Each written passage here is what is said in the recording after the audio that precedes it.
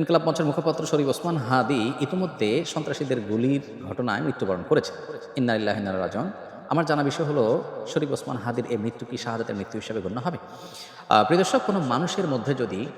আল্লাহর সন্তুষ্টি লাভের আশায় মানুষের কল্যাণ সাধনা, ইনসাফ প্রতিষ্ঠা করা, মুসলিম মিল্লাতের চেতনা ধারণ করা এবং মানুষের অধিকার আদায় করার মানসিকতা থাকে এবং সেটার জন্য তিনি যদি লড়ে যান, সংগ্রাম করে যান, এমত অবস্থা যদি তার এই চেতনার কারণে তিনি আক্রমণের শিকার হন এবং মারা যান, সন্দেহাতীতভাবে তিনি শাহাদাতের মর্যাদা লাভ করবেন ইনশাআল্লাহ তাআলা।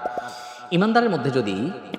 আল্লাহর সন্তুষ্টি লাভের জন্য জীবন বাজি রাখার মানসিকতা থাকে এবং তার অসৎ কাজে বাধা প্রদান, অন্যায়ের বিরুদ্ধে তার প্রতিরোধ এবং ইনসাফ প্রতিষ্ঠার মানসিকতা লালন করার কারণে তিনি যদি আক্রমণের শিকার হন, তাহলে সেক্ষেত্রে তিনি অবশ্যই শাহাদাতের মর্যাদা লাভ করবেন। সেই জায়গা থেকে শরীফ ওসমান হাদিকে আল্লাহ তাআলা শাহাদাতের মর্যাদা দান করুন, আমরা সেই দোয়া করি। আর এমনিতেই নবী সাল্লাল্লাহু আলাইহি ওয়াসাল্লাম বলেছেন, মান কুতিলা দুনা দামিহি ফাহুয়া শাহীদ। যে ব্যক্তি কারোর হাতে খুন হয়েছে, জীবন রক্ষা করতে গিয়ে তার জীবন খুন হয়েছে, অর্থাৎ সাধারণ ধস্তাধস্তিতে অথবা কোনো ডাকাতের হাতে মারা গেছে, সেও শাহাদাতের মর্যাদা লাভ করেন। তাহলে সেক্ষেত্রে দ্বীনের কথা বা মুসলিম মিল্লাতের কথা বা মুসলিম চেতনার কথা বা ইনসাফের কথা বা মানুষের অধিকারের কথা যদি কেউ বলতে চান মুসলিম হয়ে এবং আল্লাহর কাছ থেকে যদি বিনিময়ে আশা করেন, তাহলে তিনি অবশ্যই শাহাদাতের মর্যাদা লাভ করবেন। অনেকে আছেন যারা বিপ্লবী মানসিকতা ধারণ করেন, তারা অন্যায়ের বিরুদ্ধে সংগ্রাম করেন, তাদের সে সংগ্রামকে আমরা অবশ্যই শ্রদ্ধা করব। কিন্তু তার মধ্যে যদি আল্লাহর প্রতি বিশ্বাস না থাকে, অথবা তিনি যদি এই সংগ্রামটা করেন তার মানবিক চেতনা থেকে শুধুমাত্র, এর জন্য তিনি আল্লাহর কাছ থেকে কোনো বিনিময় আশা করেন না, আল্লাহর সন্তুষ্টি লাভের আশায় করেন না, কোরআন হাদিসের নির্দেশনার কারণে করেন না, তাহলে সেক্ষেত্রে তার এই আত্মত্যাগটা শাহাদাত হিসাবে বিবেচিত হবে না। শাহাদাত বিষয়টা আসলে নিয়তের সাথে সংশ্লিষ্ট বিষয়।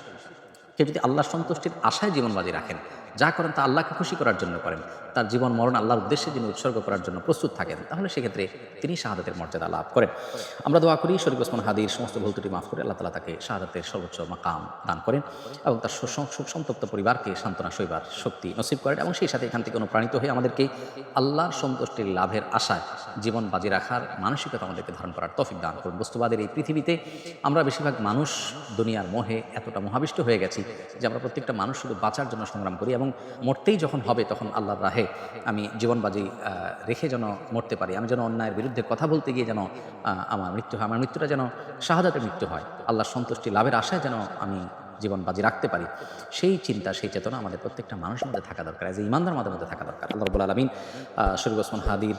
ভালো গুণগুলো দিয়ে আমাদের তরুণ সমাজকে ভরে দিন এবং সেই তরুণ সমাজকে অন্যায়ের বিরুদ্ধে ইনসাফ প্রতিষ্ঠার জন্য, ন্যায় নিষ্ঠ হওয়ার জন্য এবং মুসলিম মিল্লাতের কল্যাণ সাধন করবার জন্য এবং আল্লাহ সন্তুষ্টির উদ্দেশ্যে মানবতার কল্যাণ সাধন করবার জন্য সবাইকে দুনিয়ার লোভ মোহের ঊর্ধ্বে উঠে আল্লাহর উদ্দেশ্যে নিজের জীবনকে উৎসর্গ করার জন্য পেশ করার তৌফিক আমাদেরকে দান করুন।